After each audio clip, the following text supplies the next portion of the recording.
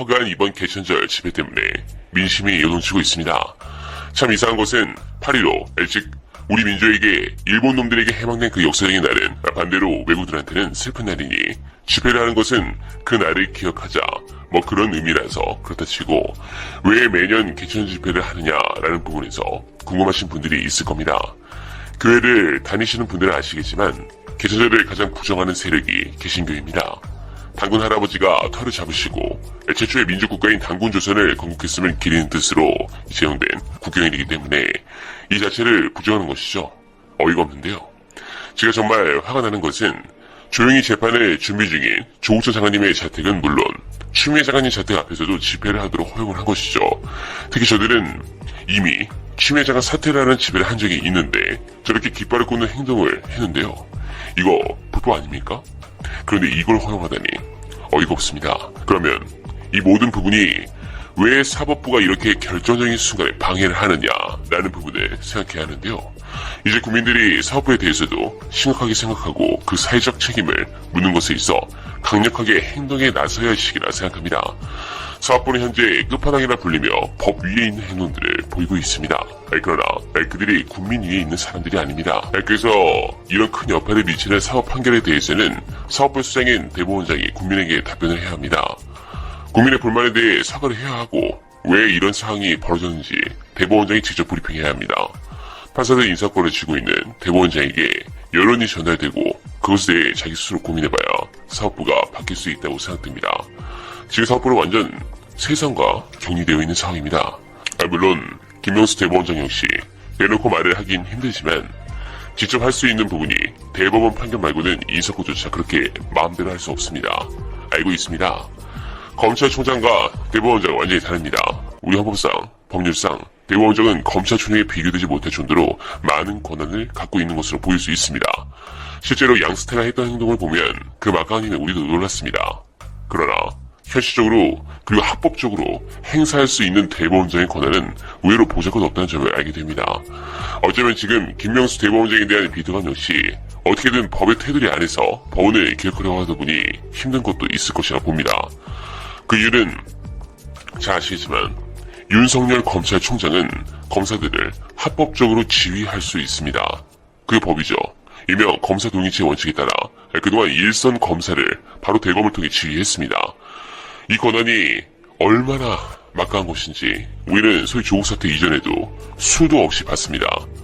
안 그래도 무소불위라는 평을 받는 대한민국 검찰의 권한에 이를 합법적으로 지휘할 수 있는 검찰총장이 얼마나 강력한 권한을 행사하는지 쉽게 짐작이 됩니다. 현행 법상 검찰총장은 모든 사건에 관해서 본인이 관심을 둔다면 기소할 것인지 수사할 것인지 모두 결정할 수 있는 권한을 갖고 있습니다. 엄연히 현행 헌법과 법률상 법무부 장관은 이 검찰총장을 지휘할 수 있으나 우리가 보는 것처럼 현 검찰총장은 걸핏하면 법무부 장관의 지위를 깔고 뭉개는 듯한 행동을 보여 결국 신문차장이 되었지만 아직도 법적으로는 가능하다는 것이 문제였습니다. 그런데 대법원장은 좀 다릅니다. 합법적으로는 마음에 안 드는 판결을 본인 마음에 들도록 바꿀 수 있는 권한이 전혀 없습니다. 이상한 판결을 내린 판사들을 그 판결을 이유로 징계할 수 있는 권한도 극히 제한되어 있습니다. 물론 하고 싶었던 적도 있겠죠. 그러나 이걸 넘어서면 바로 양스태가 됩니다. 즉 불법적인 재판 개입이 되어버리는 구조인 거죠. 물론 대법원장은 제대로 된 판사를 늘리고 엉터리 판사를 줄일 수 있는 권한이 있습니다. 법관에 대한 인사권이 있기 때문이죠. 그러나 법관의 독립성을 보장하는 자체 때문에 이 인사권은 우리가 생각하는 것보다 훨씬 더 제한적으로 행사됩니다. 제2명에 탈락되는 판사는 그게 드물다는 거 아시죠? 이상한 판사가 없어서 그런 게 아닙니다. 이상한 판사도 어지간하면 이 제2명이 탈락시키기 어렵게 만들어놨기 때문이죠.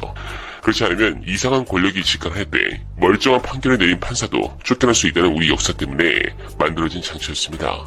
그렇기 때문에 판결을 이유로 이상한 판사들을 법원에서 내쫓기가 사실상 불가능합니다. 그리고 그렇게 하는 순간 그냥 진보지정 양스태가 되는 겁니다.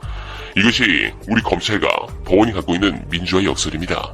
네, 그런 부분에서 양승태가 있었기에 민주당은 더욱더 법을 지키고 절차를 밟아가야 합니다. 답답해도 도리가 없습니다. 이 정권이 바뀌면 법을 지킨다는 걸 보여줘야 합니다. 바꿔봐야 똑같이 법을 무시하고 마음대로 행동하면 왜 바뀌겠습니까? 단 견제는 해야죠. 그걸 할 수 있는 것은 오로지 인법부뿐입니다. 국회에서 강하게 나가야 한다고 생각합니다. 현재 고소고발로 인해서 국회의원분들이 몸을 사릴 수밖에 없는 것 잘 알고 있습니다. 그러나 지금 인법부에서 제대로 견제를 하지 못하면 결국 그 공격은 우리가 그대로 받을 수밖에 없습니다. 이제 국민들도 다 압니다. 사법부는 지금껏 부패 검사들에 가려 그 실체가 적나라하게 드러난 적이 거의 없었는데 문재인 정부 들어 그 실체가 조금씩 드러나며 얼마나 추악했는지, 얼마나 사회에 미치는 파급 효과가 컸는지 드러난 이 대표적인 집단이라 볼 수 있습니다. 솔직히 언론이 얼마나 썩었는지야 박근혜 때 오보와 정권 빨아주기 때문에 국민적 반감이 크게 달했고 그 물증 또한 이 정부 들어 만천하에 드러나지만 이 사법부가 얼마나 썩은지에 대한 실태는 이 정부 들어서야 밝혀지고 있다고 봅니다. 기자들이 기더기로 불리며 조롱을 당하듯 판사들이 그와 같이 불린 날이 멀지 않았음을 이 판사들이 자각해야 할 텐데 전혀 그렇지 않습니다. 매일 쏟아지는 사법부 비리에 대한 소망망이 처벌은 물론 반정부에 해당하는 여러 판결들을 보면서 법원이 싸우면 현재로선 방법이 없다는 걸 절실하게 느끼게 됐습니다. 네, 조금 흥분을 했는데요. 죄송합니다. 제가 느낀 것은 친일 기득권 세력들에겐 암묵적인 가이드라인이 있다고 봅니다. 사법부와 검찰, 그리고 마지막으로 언론은 절대로 개혁하지 못하게 해야 한다. 그래야 우리 외국 기득권들이 더 누릴 수 있다. 이런 부분이 저는 느껴집니다. 사법부도 이번 기회에 우리 국민이 절대 잊지 않기를 진심으로 바랍니다. 시대가 계속 바뀌고 있는데 사법부는 시대 정신을 잊었습니다. 끝까지 잊지 않겠습니다.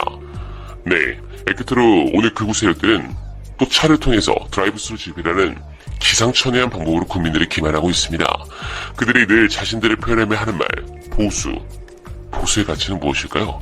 보수의 진정한 가치는 모범과 희생입니다. 1789년 프랑스 대혁명을 지켜본 영국의 귀족과 정치가들은 자신들의 지위와 재산을 지키기